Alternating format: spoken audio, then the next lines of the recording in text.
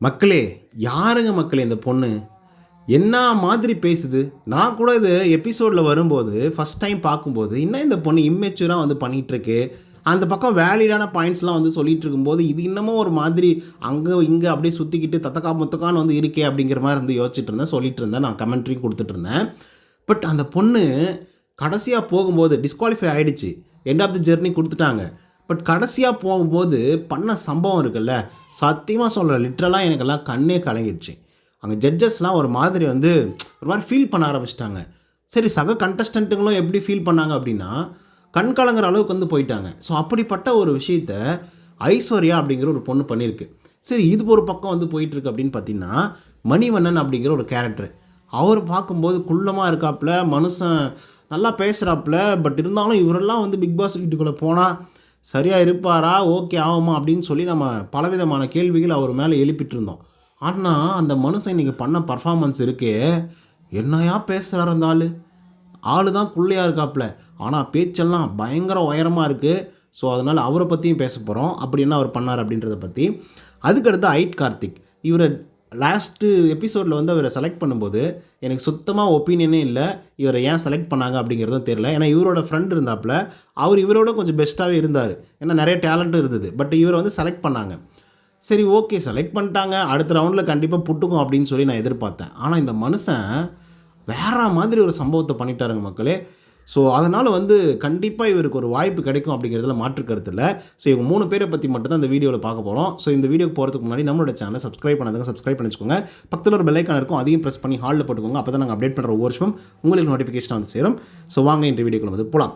முதல் விஷயம் என்ன அப்படின்னு பார்த்தீங்கன்னா, ஐஸ்வர்யா அண்ட் அபிநயா இவங்க 2 பேரையும் பார்த்துருப்பீங்க. ஒரு எபிசோடில் 2 பேருமே டிபேட் பண்ணியிருப்பாங்க, ஓகேங்களா. இன்றைக்கி என்ன டாஸ்க் கொடுக்கப்பட்டிருந்தது அப்படின்னு பார்த்தீங்கன்னா, ஒரு லெட்டர் பேட் கொடுத்துட்டாங்க. அந்த லெட்டர் பேடில் சில கேள்விகள் வந்து எழுப்பியிருந்தாங்க. உங்களோட நிக் நேம் என்னவா இருக்கும் பிக் பாஸ் 10க்குள்ளே போனீங்க அப்படின்னா அப்படின்றத கேட்டிருந்தாங்க.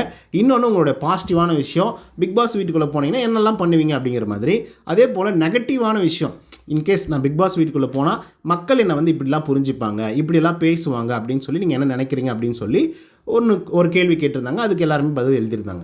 அப்போ ஐஸ்வர்யா அவர்களுக்கும் அபிநயா அவர்களுக்கும் ஆல்ரெடி ஒரு பாண்டிங் வந்து இருக்குது. ஏன்னா 2 பேருமே ஒரே ரூமில் தங்கிட்டு இருக்கிறதா தான் வந்து சொல்லிட்டு இருந்தாங்க. ஐஸ்வர்யா கொஞ்சம் சப்பியான கேளு, சும்மா ஜாலியாக வந்து ஆட்டிடியூடோட அப்படியே வந்து போயிட்டு சிரிக்கிறது, பேசுகிறது, டான்ஸ் ஆடுறது, அப்படியே கலாய்க்கிறது, ஆன் ஸ்பாட்டில் என்ன மைண்டில் வருதோ அடிச்சு விட்றது அப்படின்ற மாதிரி தான் இதுக்கு முன்னாடி எபிசோடில் பார்த்துருக்கோம். ஸோ இது வந்து கொஞ்சம் இம்மெச்சூராக இருக்கிற மாதிரி இருக்குது அப்படின்ற மாதிரி யோசித்தோம். இன்றைக்கி வந்து அந்த லெட்டர் பேடெல்லாம் எழுதி முடிச்சதுக்கப்புறம் இவங்க மேலே நிறைய கேள்விகள் வந்து எழுப்பப்பட்டிருந்தது. அந்த கேள்விக்கு வந்து இவங்களால் சரியாக பதில் சொல்ல முடியல, ஓகேங்களா. ஸோ இப்போது கடைசியாக ஃபைனல் டெசிஷன் இவங்க வந்து குவாலிஃபை ஆக போகிறாங்களா இல்லை எண்ட் ஆஃப் தி ஜர்னி போக போகிறாங்களா அப்படின்னு சொல்லி இந்த பக்கம் அபிநயா நிற்கிறாங்க, இந்த பக்கம் வந்து பார்த்திங்கன்னா ஐஸ்வர்யா வந்து நிற்கிறாங்க. ஸோ இவங்க 2 பேரில் யாராவது ஒரு ஆளை செலக்ட் பண்ண போகிறோம் அப்படின்ற போது ஐஸ்வர்யாவே முன் வந்து யாரை செலக்ட் பண்ணுவீங்க ஐஸ்வர்யா அப்படின்னு சொல்லி கேட்கும்போது அதுக்கு வந்து ஐஸ்வர்யா வந்து சொல்கிறாங்க, இல்லை அபிநயாவே செலக்ட் பண்ணுங்கள், அவங்க தான் நல்லா பர்ஃபார்மன்ஸ் வந்து பண்ணாங்க, அவங்க தான் வந்து நல்லா பேசுனாங்க, நான் இன்றைக்கி என்னமோ தெரியல, எனக்கு வந்து பேசவே வரல, ஆக்சுவலி நான் ஏதோ போட்டு குழப்பி விட்டுட்டேன், எல்லாருமே கேள்வி கேட்டுட்டு இருக்கும்போது எனக்கு டேய் என்னடா பேசிக்கிட்டு இருக்கீங்க, என்னடா கேள்வி கேட்குறீங்க அப்படின்ற மாதிரி வந்து இருந்தது. ஸோ என்னால் அட்டன்டிவாக இருக்க முடியல இந்த இடத்துல. ஸோ இன்றைக்கி நான் சரியாக பர்ஃபார்மன்ஸ் பண்ணலன்னு நான் நினைக்கிறேன். ஸோ அதனால் அவங்களுக்கு கொடுங்க, அவங்க வந்து ரொம்ப நல்லா பேசினாங்க, அழகாக பேசினாங்க, பாயிண்ட்டாக பேசினாங்க அப்படின்னு சொல்லி அந்த பொண்ணு வந்து சொல்லுது. அப்படியே கண்ணீர் மல்க வந்து சொல்லுது. ஸோ அதை பார்க்கும்போது நமக்கே வந்து கண்ணீர் வருது. ஏன்னா ஒரு சக போட்டியாளர் அந்த இடத்துல வந்து யாருக்கு குவாலிஃபிகேஷன் வந்து கொடுக்கலாம், யார் வந்து அடுத்த கட்டத்துக்கு போகலாம் அப்படின்னு சொல்லி நீங்கள் சொல்லுங்கள் அப்படின்ற போது நான் தான் போகணும் அப்படின்னு சொல்லி நிறைய பேர் நான் பார்த்துருக்கேன். பட் அந்த பொண்ணு முன் வந்து நான் இன்றைக்கி சரியாக பர்ஃபார்மன்ஸ் வந்து பண்ணல, அவங்க ரொம்ப நல்லா பண்ணியிருக்காங்க அப்படின்னு பாராட்டினது மட்டும் இல்லாமல் அவங்களுக்கு நீங்கள் வந்து குவாலிஃபை கார்டு கொடுங்க அப்படின்னு சொல்லி சொன்னது மட்டும் இல்லாமல் கண்டஸ்டண்ட்டுகளையும் சரி ஜட்ஜஸையும் சரி பயங்கரமாக இம்ப்ரெஸ் பண்ணாங்க. ஜட்ஜஸ்லாம் ஒரு மாதிரி ஆயிட்டாங்க ஆக்சுவலாக சொல்லப்போனால். இதுதான் ஒரு ஸ்போர்ட்ஸ்மேன்ஷிப்பு, சூப்பர் அப்படின்னு சொல்லி கை தட்டினாங்க. இந்த பக்கம் கண்டஸ்டண்ட்டுங்களாம் கை தட்டி கட்டி பிடிச்சி அரவணைச்சி சூப்பரமா வேறு மாதிரிமா, இந்த மாதிரி மனசு யாருக்குமா வரும் அப்படின்னு சொல்லிட்டு இருந்தாங்க. ஸோ அதை பார்க்கும்போது எனக்கும் கொஞ்சம் கண் கலங்க ஆரம்பிச்சிருச்சுப்பா, சூப்பராக பண்ணாங்க அந்த விஷயத்த. ஸோ அதுக்கப்புறம் வந்து பார்த்திங்க அப்படின்னா மணிவண்ணன் அப்படிங்கிற ஒரு ஆள், ஓகேங்களா. இவரை நான் வந்து ஃபஸ்ட்டு பார்க்கும்போது என்னப்பா இவர் குள்ளையாக இருக்காப்புல, சும்மா ஏதோ பேசுகிறாப்புல, அடிச்சு விட்றாப்புல அப்படின்ற மாதிரி வந்து இருந்தது. ஆனால் ஃபஸ்ட் ரவுண்ட்லேயே கொஞ்சம் இம்ப்ரெசிவாக வந்து பண்ணாப்புல. ஹைட்டு பேஸ்டில் என்னை வந்து ரொம்பவே தாக்கி பேசியிருக்காங்க. என்னை சுற்றி இருக்கிறவங்க என்னுடைய ஃப்ரெண்ட்ஸே வந்து நான் ஹைட்டு கம்மியாக இருக்கேன் அப்படின்னு சொல்லி மோசமாக பேசியிருக்காங்க அப்படின்னு சொல்லி தான் அவரோட தீமையாகவே கொஞ்சம் கொண்டு எடுத்துகிட்டு வந்தார். அதுக்கப்புறம் எனக்கு 40 என்ன சொல்கிறது, எனக்கு நான் 50 கிலோ நான் இருக்கேன், நீ வந்து 40 கிலோவில் வந்து இருக்க, ஸோ அதனால் வந்து நம்ம 2 பேரும் கல்யாணம் பண்ணிக்கலாம் நல்லாயிருக்கும் அப்படின்ற மாதிரிலாம் காமெடி பண்ணார். நல்லா ஒர்க் அவுட்டும் ஆச்சு, சூப்பராக இருந்துச்சு. சரி இன்றைக்கி என்ன பண்ண போகிறாரு அப்படின்ற மாதிரி இருந்துருந்தது. மனுஷன் தாறுமாறான கேள்வி.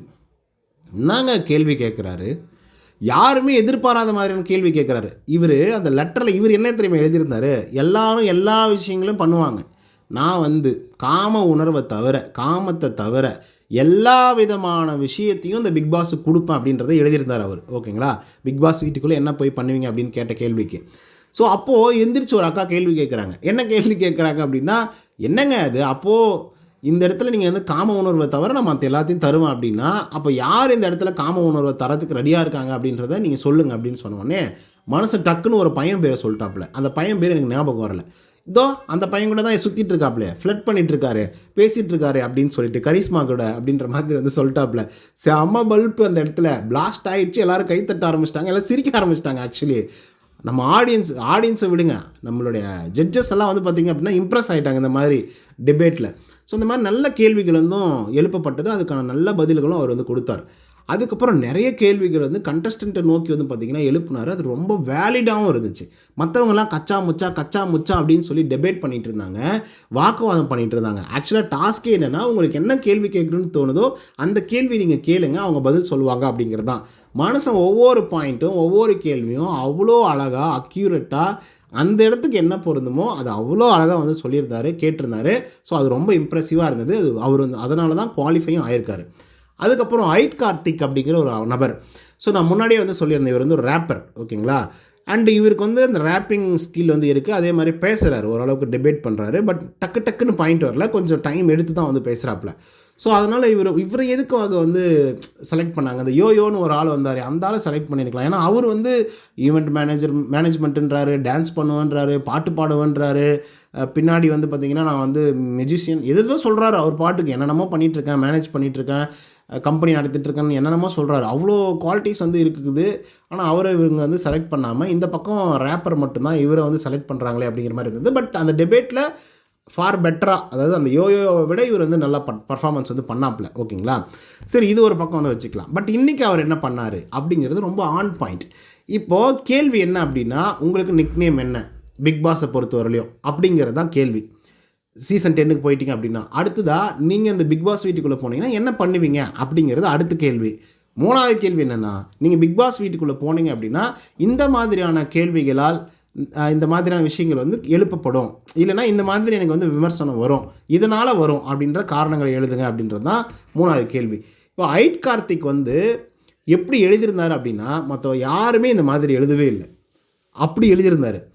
எப்படி எழுதப்பட்டிருந்தது அப்படின்னா, அவர் எழுதிய ஆன்சர் இருக்குல்ல, இந்த கேள்வி தான் அவங்க வந்து கேட்க போகிறாங்க, நம்ம வந்து எழுதணும்னா இந்த கேள்வி கேட்க போகிறாங்க, அதுக்கான பதில் நம்ம வந்து இதை தான் சொல்ல போகிறோம் அப்படின்னு சொல்லி முன்னாடியே ப்ரிடிக்ட் பண்ணி முன்னாடியே அதை யோசித்து எழுதிட்டார். ஓகேங்களா, ஸோ இப்போது சிம்பிளாக சொல்லணும் அப்படின்னா, நீங்கள் பிக் பாஸ் வீட்டுக்குள்ளே போய் என்ன பண்ணுவீங்க அப்படின்றதுக்கு பதிலாக இவர் என்ன சொல்கிறார் அப்படின்னா, நான் வந்து இதெல்லாம் பண்ணுவேன் அப்படின்றத முன்னாடியே சொல்லிடுறாரு. அப்போது அது சொல்கிறதுனால அதுலேருந்து ஒரு கேள்வி எழும்புது. அந்த கேள்விக்கு அதே மாதிரியான ஒரு பதிலை வந்து சொல்கிறாப்புல. அது ரொம்ப இம்ப்ரெசிவாகவும் இருந்துச்சு. அது கேட்கவும் ரொம்ப அழகாக இருந்துச்சு. ஓ சூப்பர்ப்பா, இந்த ஆள் பயங்கரமாக பண்ணுறாரு அப்படிங்கிற மாதிரி வந்துருந்தது. ஸோ அதனால் வந்து எல்லாருமே வாயடிச்சு தான் போனாங்க. கண்டஸ்டண்ட்லாம் ஒரு மாதிரி வாயடிச்சிட்டாங்க, நானே வாயடிச்சிட்டேன். இந்த ஆளுக்கு என்னம்மா டேலண்ட் இருக்குது, செம்மையாக பேசுகிறாப்புல அப்படிங்கிற மாதிரி இருந்தது. சும்மா போட்டு இந்த பூசி மொழிகிட்டு நான் வந்து இப்படி ரெப்ரசன்ட் பண்ண போகிறேன், இதை நான் வந்து பேஸ் பண்ணி நான் வந்து கண்டென்ட் கொடுக்க போகிறேன், அந்த மாதிரி சீன் எல்லாம் இல்லை. அவருக்கு என்ன மனசில் பட்டுச்சோ அதை எழுதினார். ஆனால் அதை கொஞ்சம் ஸ்மார்ட்டாக இவங்க என்ன கேள்வி கேட்பாங்க, நம்ம இப்படி எழுதணும் அப்படின்றதெல்லாம் தெரிஞ்சு வச்சுட்டு தான் வந்து அந்த பதிலே எழுதினார். அதுக்கேற்ற மாதிரி கேள்வி எழும்பிச்சு, அதுக்கேற்ற மாதிரி பதிலும் சொன்னாப்புல. மற்றவங்களாம் அதை வந்து கோட்டை விட்டுட்டாங்களோ அப்படிங்கிற மாதிரி இருந்திருந்தது. பதில் ஒரு மாதிரி எழுதுனாங்க, கேள்வி ஒரு மாதிரி கேட்கப்பட்டது, மறுபடியும் இன்னொரு பதிலை வந்து வேறு மாதிரி சொல்ல ஆரம்பித்தாங்க. அதனால் வந்து பார்த்திங்கன்னா நிறைய பேர் டிஸ்குவாலிஃபை ஆகி போயிட்டாங்க. ஸோ அந்த மாதிரி கரெக்டாக முன்னறிஞ்சு இவங்க என்ன கேள்வி கேட்க போகிறாங்க அப்படிங்கிறத இவராகவே முன்னாடி ஒரு கொஷின் பேப்பரை கொடுத்து இதை கேளுங்கடா அப்படின்னு கேட்க வச்ச மாதிரி வந்திருக்கு. அதுக்கு இவரே ஒரு ஆன்சர் ரெடி பண்ணி ஆன்சர் சொன்ன மாதிரி வந்திருந்தது. ஸோ அது ஆப்வியஸாக பிக் பாஸ் வீட்டுக்கு பயங்கரமாக பயன்படும். இப்படிப்பட்ட ஆள் உள்ளர போனாங்கன்னா பயங்கரமாக என்டர்டெய்னிங்காக இருக்கும். இந்த 10 பேர் எனக்கு இம்ப்ரெசிவாக இருந்தது இவங்க மட்டும்தான். ஸோ அவங்கள பற்றி தான் பேசிகிட்டு இருக்கேன். ஓகே மக்களே, நீங்கள் இவங்கள பற்றி என்ன நினைக்கிறீங்க அப்படிங்கிறத கமெண்ட்ஸில் சொல்லுங்கள். இந்த வீடியோ பிடிச்சதா லைக் அண்ட் சப்ஸ்கிரைப் பண்ண மறந்துடாதீங்க. இன்னொரு தவணை சந்தி நாட்டில் பாய் ஃப்ரம் உதய். நன்றி, வணக்கம்.